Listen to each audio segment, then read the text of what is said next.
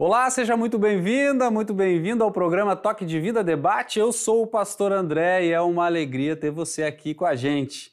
Hoje vamos falar sobre uma tradição muito antiga da Igreja Cristã, os programas de Natal. Você já participou de algum? Eu sim, e lembro com muito carinho dos ensaios, dos versos para decorar, das músicas que cantava junto com os meus colegas da igreja. Lembro que quando chegava o fim de ano, a expectativa era grande na minha casa para saber qual papel que seria dado para mim. Será que eu ia ser um rei mago, ou um pastor, ou quem sabe José, o carpinteiro, ou talvez um anjo? Mas de onde surgiu a tradição de as igrejas realizarem os programas de Natal? Na Bíblia não encontramos nenhum registro ou orientação para que se faça a encenação do nascimento de Jesus. Então, como isso começou entre nós cristãos, especialmente os luteranos? Para conversar conosco sobre essa tradição está a professora Madalena de Castro Schmidt, que tem uma larga experiência na condução dos programas de Natal lá na região sul do Brasil, especificamente em Pelotas, Rio Grande do Sul. E ela vai compartilhar conosco a sua experiência. Madalena, seja muito bem-vinda ao programa Toque de Vida Debate. É um grande prazer ter você aqui, especialmente para mim, porque fui seu aluno e também participei dos programas de Natal organizados por você. Que prazer, André. Prazer é meu, pastor André, né? Que honra. Eu fico muito feliz pelo convite, agradeço de todo o coração. Nós que ficamos felizes com a sua participação, porque esse é um assunto que é comum nessa época do ano, né? As igrejas fazerem os programas de Natal, mas o que eu vejo que não é tão comum é a gente se perguntar e se questionar como que faz para ter um programa de Natal e de onde que surgiu, né, essa história, essa tradição. Mas antes de entrar nesse assunto, queria que você se apresentasse para a gente, porque eu lhe conheço já desde pequeno, mas o pessoal que está nos assistindo agora talvez não lhe conheça. Então, se você puder dizer de onde vem, né, sua formação, sua experiência. Ok, André. Assim, ó, eu sou Madalena de Castro Schmidt, né? Tu já falasse. Sou cristã, luterana, de pais cristãos, luteranos também, já falecidos. Somos de uma família de 6 irmãos, né? Moro em Pelotas, no estado do Rio Grande do Sul, aqui no Fragata. Eu sou casada com Gilmar Schmidt. Nós temos 3 filhas, a Michelle, a Helena e a Carolina. E agora nós temos 3 netas, a Maitê, a Lívia e a Ana Júlia. Sou professora, pedagoga, amo a minha profissão. Já estou aposentada, mas ainda continuo na ativa. Eu cursei um primeiro curso do CONER, de ensino religioso, ensino nacional, né, depois da pedagogia, é do Conselho Nacional de Ensino Religioso, que para trabalhar em escolas, né, nós precisamos ter esse curso. E também cursei o Instituto Bíblico Martim Lutero, que é um curso orientado pelo Seminário Concórdia, aí de São Leopoldo, e que nos auxilia muito, né, nesta questão religiosa, que é o Instituto Bíblico Martim Lutero. E diversos cursos de ensino religioso da Escola Dominical, promovidos pela IELB, professor de escolinha, instrução de confirmandos, né? Atualmente, eu atuo na minha congregação, já fiz parte de diversos cargos de diretoria, tanto da congregação como de departamento, né, ou do distrito. Atualmente eu continuo trabalhando na Escola Luterana Emanuel desde seu início, 1988. Já atuei em diversos setores, né, secretária, diretora, professora, e hoje continuo como professora de ensino religioso do 5º ao 9º ano. Só não lecionei diretamente para o 1º ano, nunca fui alfabetizadora, não me senti ativa para isso. E assim, fazem 2 anos eu fui assistente de capelania do nosso capelão Arnildo Bischoff, com devocionais semanais. A gente já fazia antes com outros pastores na igreja, a gente leva as crianças até a capela da igreja, da congregação, e se faz um momento de devocional das palavras, da palavra de Deus com histórias bíblicas, as musiquinhas infantis, né? E hoje eu auxilio nas programações especiais, nas datas especiais, Dia das Mães, Páscoa, Natal, devoções especiais, assim que eu atuo. Esta é a minha história. É uma linda história, uma grande experiência, uma história muito bonita. Mas queria perguntar quando, se você lembra, que começou a organizar programas de Natal? Pois é. eu comecei a estar junto, na organização específica de Natal, eu comecei na congregação logo que a gente se confirma, né? Então, tu jovem, aí tu começa a atuar mais positivamente. Quando eu era professora de escola dominical, aí eu comecei, mas eu tinha assim, ó, eu auxiliava muito, não era totalmente organização. A minha mãe me incentivou muito, né, desde a participação de escolas dominicais, a congregação tinha pontos de missões, então ela ia, fazia as programações de Natal lá na escola, Lime Silva mesmo, era um ponto de missão, quer dizer, tinha na casa das pessoas da congregação, e na escola a gente fazia a programação de Natal, e que era organizado pela mãe, pela professora Nívia Prestes, a Nilza Miller, na época era o pastor Dalton, Tchanonô, tocava as músicas, né? E a gente participava junto. Então, com esse pessoal todo, eu cresci e aprendi. Então, o que e como eu aprendi foi com esse pessoal e atuo na minha escola e na minha igreja. Né? A professora Nívia Prestes, eu não sou escritora. O que eu faço? Eu leio diversos programas de Natal, programações, e aí eu busco dessas programações atualizações e adaptações para a nossa realidade. Né? Eu trabalho desta forma. Não sou escritora, a Nívia era escritora, e ela elaborava programações, né? Ela fazia, ela escrevia. Eu não, digamos assim, ó, o Sonho das Três Árvores foi um tema que uma certa ocasião eu fiz, eu adaptei aquela história do Sonho das Três Árvores para um programa de Natal. Ficou assim, fantástico, né? O Natal das Nações, em certa ocasião nós fizemos na igreja o Natal das Nações. Então, tinha a bandeira de todas as nações. Como é Jesus nascer em diversas nações? Como Jesus nasce? Como é que Jesus é recebido nas nações? Esta época agora dos Jogos das Nações, né, dos Jogos, era uma boa oportunidade, um bom tema. Tem outros, Aquecendo Corações, quando depende do tema da IELB também, a gente aproveita, mas sempre traz para a nossa realidade. O Filho Pródigo, que é um outro programa que nós fizemos, que eu achei assim interessante, é uma cantata de Léo Weber, e que ele fez a cantata do Filho Pródigo. E nós adaptamos para um programa de Natal. Ficou muito bonito. Atualmente, a gente está fazendo um ensaio do programa O Melhor Presente de Natal. Vamos ver o que se faz agora, né? Então, foi isso. Eu comecei a trabalhar assim, organizar, a partir do momento em que me senti pronta, né, para a organização, disposta. E vim por aí. E não parou mais. E não parei Não parou mais. mais. Que bacana. É muito bonito ver essa sua trajetória e perceber o quanto Deus tem lhe usado também para falar, né, para contar a história do nascimento de Jesus através dos programas, mas no seu próprio testemunho para muitas crianças, dentre as quais eu me incluo aí. Né? Mas eu Querido. gostaria de talvez trocar uma ideia, a gente pudesse bater um papo sobre de onde vem essa tradição de nós fazermos encenação de programas de Natal. Porque na Bíblia a gente não encontra nenhuma orientação, né, de Deus ou de Jesus ou de nenhum dos discípulos ou dos apóstolos dizendo, olha, façam uma encenação para lembrar o nascimento de Jesus. Como será que começou essa tradição? Bom, como tu disseste, a gente não questiona, né? Por que eu estou fazendo isso? De onde vem isso? Eu lembro que as crianças sempre têm a questão dos símbolos de Natal, né? Então perguntam, que símbolo é esse? O que é o simbologia? Nós fomos em busca de alguns símbolos das suas origens, mas de programa de Natal, o que eu encontrei foi só em relação a Lutero. Exatamente onde começou e como, não, mas eu sei a partir de Lutero, que ele organizava na sua casa a leitura da Bíblia, na época de Natal, em todas as épocas que ele fazia diariamente, mas na época de Natal ele fazia a leitura da história de Natal e cantava hinos natalinos, né, com sua família e com seus amigos, eram convidados também. Acredito assim, falando com algumas pessoas, que a partir das imigrações, eles trouxeram as suas culturas e estes vieram juntos, né? Estas tradições de programações. Acredito também que outros símbolos foram criados a partir da imigração, da troca de culturas, né?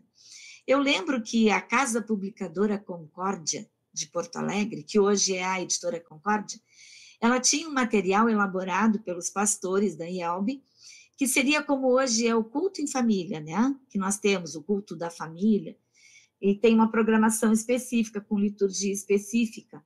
E eles tinham um livrinho, eu não sei se esse livro era dos Estados Unidos, que vinha para cá e era traduzido aqui, mas eu lembro que tinha. Tinha toda a liturgia natalina, tinham hinos do inário, né, natalinos, e algumas poesias que as crianças poderiam ou não cantar nos seus lares, declamar nos seus lares, né? Eu sei de pessoas idosas que 86, 96 anos, ontem inclusive eu conversei com um senhor e ele disse que ele entrava na fila para dizer versinho, ele tinha muita alegria de fazer parte, de dizer versinhos. Então, eles participavam já dessas programações de Natal da IELB, né? Cantavam hinos nas casas. Antes, eles não faziam nas igrejas tanto, mas faziam em casas das pessoas, porque as moradias eram muito distantes, né? Então se reuniam com os vizinhos mais próximos e diziam seus versinhos, e aí depois foram à igreja e faziam, então na igreja tinha uma liturgia natalina, os hinos, mais a palavra do pastor, né? O sermão, ou então, provavelmente um sermão, né? E os hinos específicos do inário. A IELB lançou em 2002, eu tenho toda a coleção de 5 livros, eu não sei se tem mais. A Comissão de Escola Dominical, eles têm as datas festivas e ali tem diversas programações, né, organizadas por pessoas bem dentro da igreja, né, que sabem elaborar a escrita de programações natalinas, não só natalina, mas também de advento, de ocasiões de datas festivas da igreja, né? Bom, nesses livrinhos, então, como eu disse, vinham essas questões todas de Natal, programação de Natal, e que ficou, né, nessa tradição na IELB.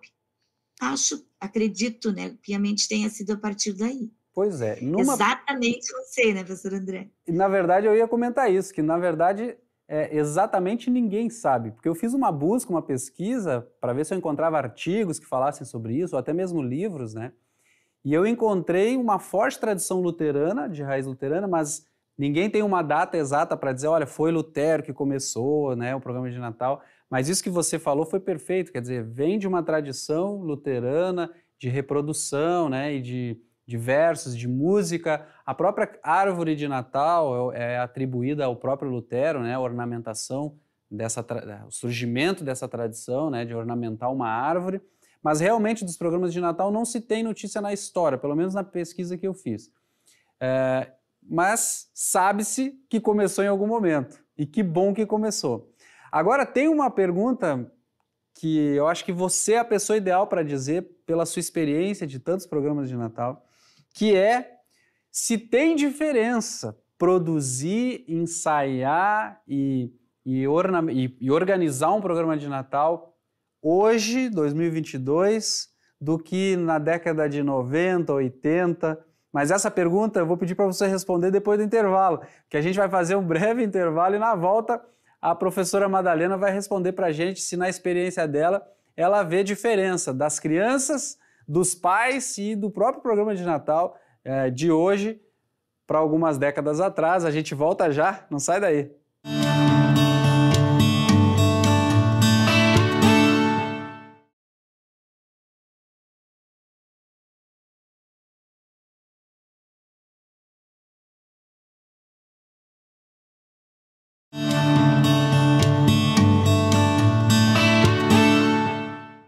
Estamos de volta com o programa Toque de Vida Debate de hoje, recebendo a ilustre presença da professora Madalena de Castro Schmidt, que está compartilhando conosco toda a sua experiência na elaboração e na condução dos programas de Natal.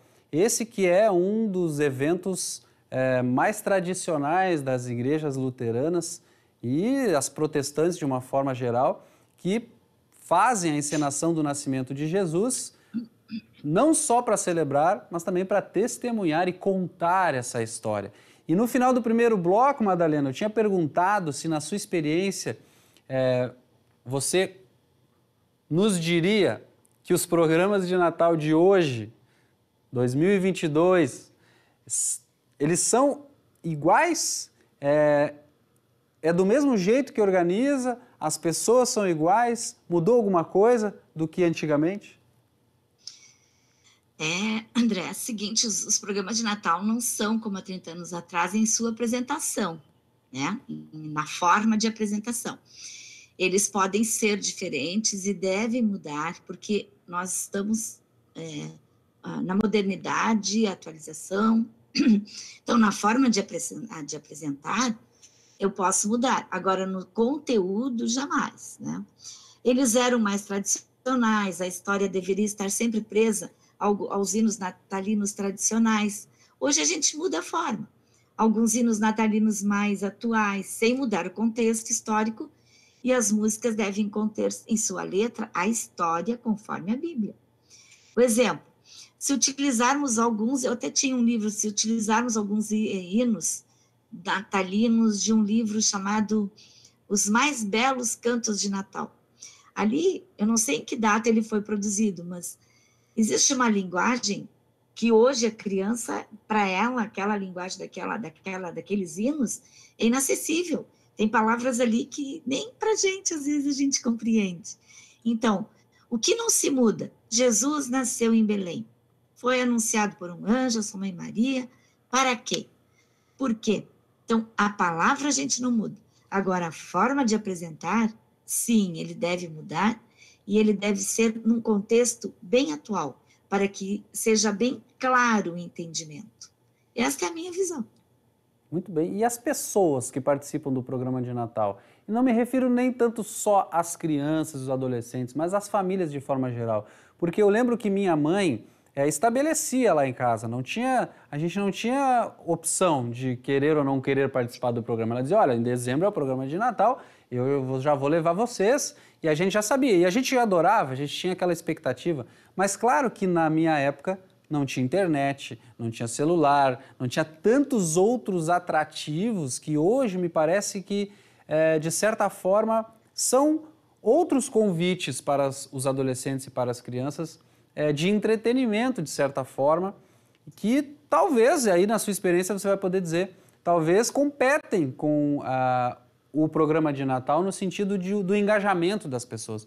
Por isso, acho que seria interessante se você pudesse falar nessa perspectiva, se as pessoas hoje, o engajamento das pessoas, tanto das crianças quanto das famílias, se ele mudou ao longo do tempo. Está. A minha visão, assim, que as crianças gostam muito de participar. Elas vêm na escola dominical, principalmente se é da escola dominical, já vem do ano, né, incentivadas por seus pais. Faltam, escola dominical sábados à tarde, ou domingos de manhã junto com os... Depende. E essa questão da tecnologia, de ter outros, né, que a escola dominical é contada a historinha, só que o professor tem que trazer a sua tecnologia para a sala de aula. Ele também deve ser mais dinâmico na apresentação das histórias dominicais, né? Não pode ficar lendo a Bíblia na frente de uma criança, tu tem com materiais que chamam a sua atenção para que elas possam querer participar. E as crianças gostam muito de participar, tanto na escola quanto na congregação. Na escola, nós temos 300 crianças participando. Sabe que fica difícil escolher, porque todos querem participar. Eu quero, como tu disseste no início, será que eu ia participar? Será que iam me escolher para ser qual personagem? Essas crianças sabem e eles querem participar. Então, nós colocamos assim, para que haja mais participação, por exemplo, os pequenininhos são anjinhos, os outros são bichinhos, então, cada um participa no Natal, né, nessa apresentação, na celebração, de uma maneira diferente, né? Inclusive com bichinhos no presépio.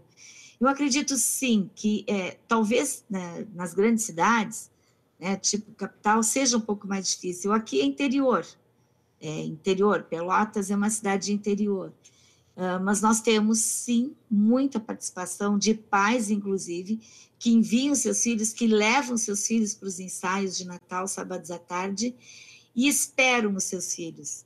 Eles ficam no pátio da congregação, as crianças ficam na igreja ensaiando, e os pais ficam ali em roda de conversa, chimarrão. Tem um tempo, é sábado à tarde, né, que a maioria não trabalha, então quando as crianças vão fazer os seus ensaios. E é interessante que tu conversa com os alunos e da escola, por exemplo, tem um aluno que diz assim, professora, esse ano eu não quero participar, nem como árvore, nem como porta, porque ele já foi uma porta onde José bateu, ele não queria nem como árvore, quer dizer, nada, ele quer uma outra participação mais importante. E ele lembra disso, esse é o objetivo, que as famílias, que o evangelho seja divulgado, que as famílias, tanto luteranas quanto não luteranas, ou não cristãs também, porque na escola nós temos também crianças não cristãs, que elas conheçam o evangelho do amor, né? E é através de Jesus, e saber o porquê Jesus veio, para que Jesus veio. E essas pessoas, os pais, tipo da escola, eles autorizam os seus filhos a participarem, porque a criança quer, né? Geralmente a criança quer participar. Às vezes os pais não permitem, mas não temos tido não de nenhum dos pais. Eles têm autorizado a participação dos seus filhos, incentivados, e eles levam, inclusive esse ano, nós vamos fazer uma coisa diferente aqui na escola. Nós vamos fazer com que os pais também participem. Nós vamos incluir numa determinada música pais indo ao cenário de Jesus. Eu acho que isso também é fazer com que os pais se incentivem e incentivam também os filhos e queiram participar deste momento. Que bacana. E de que forma as tecnologias que surgiram nos últimos tempos, elas influenciam, por exemplo, quando você vai pensar um programa de Natal, de que forma essas tecnologias influenciam o seu trabalho com as crianças? Eu acredito que muito. A tecnologia foi, assim, fantástica, né? Uau para nós. Todos os professores, eu coloco assim para os professores. Porque a gente consegue trocar, na troca a gente cresce. Antes a gente não tinha tantas trocas. Os livros muitas vezes são difíceis de acesso, né? Então hoje nós temos diversas participações, diversas programações, diversas celebrações, onde tu olha, tu observa como é feito, elas são trazidas vêm até você, e onde tu pode, então, acrescentar ou retirar algo que tu precisa para ti. Então, possibilitou a divulgação dos programas nessa troca, um crescimento muito grande nessa troca. Esse acesso de impacto, assim, né? Por exemplo, no ano passado e ano atrasado, que a gente não pôde se encontrar. Como é que a gente fez? Nós fizemos, as famílias fizeram de suas casas, e várias congregações fizeram da mesma maneira. As crianças disseram versinhos, cantaram musiquinhas lá na sua casinha, e aí juntamos tudo num grupo, né? E aí pronto, foi divulgado. No ano passado, isso foi no ano atrasado, no ano passado, nós levamos também, já está de abertura, mas pouco, com autorização dos pais sempre, nós fizemos uma gravação no sítio. Imagina se não tivesse tecnologia. Nós fomos lá no sítio, gravamos numa estrebaria, sabe, assim, numa cocheira mesmo, com os animais de verdade lá. Foi fantástico. Então, viva a tecnologia, né, Madalena? Viva a tecnologia. Quando ela é bem utilizada, ela veio para agregar, né? Agora, eu queria perguntar para você sobre as dificuldades. Quais são as maiores dificuldades? As pessoas que estão nos assistindo talvez queiram participar, ou talvez você que está nos assistindo tenha vontade de começar a programar, né, a escrever, a fazer um programa de Natal na sua igreja. Quais são as maiores dificuldades que você encontrou ou encontra quando você começa a programar uma atividade como um programa de Natal? Primeiro, assim, ó, a gente precisa ler bastante, entender bem a história, né? As leituras desses livros que a gente tem da IELB mesmo é um acesso maravilhoso, tem diversas ideias, e nós precisamos, assim, ó, estarmos abertos, né, para novas ideias, novas aberturas, no sentido, assim, de criar, saber visualizar a oportunidade de ir ali fazer algo. Eu não encontrei maiores dificuldades nesse sentido de não conseguir fazer uma programação. Se eu não consigo, eu acho que a gente tem que ir atrás, tem que ver, tem que transportar, né? Tirar todas as dificuldades de alguma maneira, se elas surgirem. Eu quero registrar assim, ó, que uma coisa muito importante, antes de qualquer atividade, o que eu faço? Seja natalina ou não, seja diante de qualquer coisa, eu oro. Eu oro antes para pedir que Deus me ilumine, que Deus me dê orientação, sabedoria, entendimento, e também eu oro depois, se tudo deu certo ou não, mas agradecer conforme o planejado, né? Algumas dificuldades, por exemplo, que podemos ter, verbas, às vezes as pessoas não têm, precisa fazer roupas de Natal. Tem simples, materiais de encenação simples que a gente pode usar, né, que são baratinhos. Ou então readaptar ou adaptar algo. A gente pede ajuda, a gente tem que ir atrás, né? As pessoas a gente consegue motivar quando estão, às vezes é difícil, às vezes tem pessoas que não estão motivadas para fazer e não querem participar, mas as crianças são sempre prontas, estão sempre, elas são fantásticas. Elas têm sempre disponibilidade e predisposição para isso. Então, as maiores dificuldades são essas. Coloca-se as dificuldades em oração e Deus nos orienta, e Deus nos ajuda. Por que é importante, na sua avaliação, as congregações, as igrejas cristãs, as luteranas especialmente, manterem viva essa tradição dos programas de Natal? Assim, eu acreditava que até pouco tempo, que em todas as congregações da nossa IELB, da nossa querida IELB, havia programação natalina, né, nas igrejas. Mas eu soube que não é bem assim, tem algumas congregações que não fazem, não tem esta tradição, né, do cenário de Natal. Mas eu acredito que seja muito importante, tanto a programação natalina, a celebração de Natal, de fazer a programação do vivo, né, de representar. Por quê? Para dar continuidade à divulgação do nascimento de Jesus de uma forma lúdica, de melhor entendimento para todos. Jesus usou diversos métodos de forma de ensinamento. Então, ele está nos dizendo, façam também de formas diferentes, né? Então, essas programações, celebrações, são uma maneira de adorar a Deus, conhecer o amor de Deus de uma forma lúdica, divulgar a palavra, mostrar sempre a história, sempre ouvida e contada de novo e de novo, a cada ano, a mesma história. É o Evangelho, que é o poder de Deus para a salvação de todos nós, e mesmo que tenhamos que vê-la todos os anos, a mesma história, porque essa história, que história é esta? É a história da nossa redenção, e que ela foi conquistada por Jesus, né? Pelo seu nascimento, vida, morte e ressurreição. E aí, nós iniciávamos lá nas escolas dominicais de bairro, encerrávamos o ano, né? Com a programação de Natal, e o ano litúrgico abre o Natal, né? Então, é uma questão assim, eu acho que é muito importante, uma forma de adorar a Deus também. E que bom se todas as crianças tivessem esta oportunidade de celebrar o Natal desta maneira. Porque você lembra, você ficou na sua memória, eu fiquei na minha. E isso é tão agradável, é tão bom. Muito e esta verdadeiro. Coisa boa, nós queremos que as crianças também sintam isso, né? Com certeza. É muito Tomara verdade. que todas as igrejas tivessem.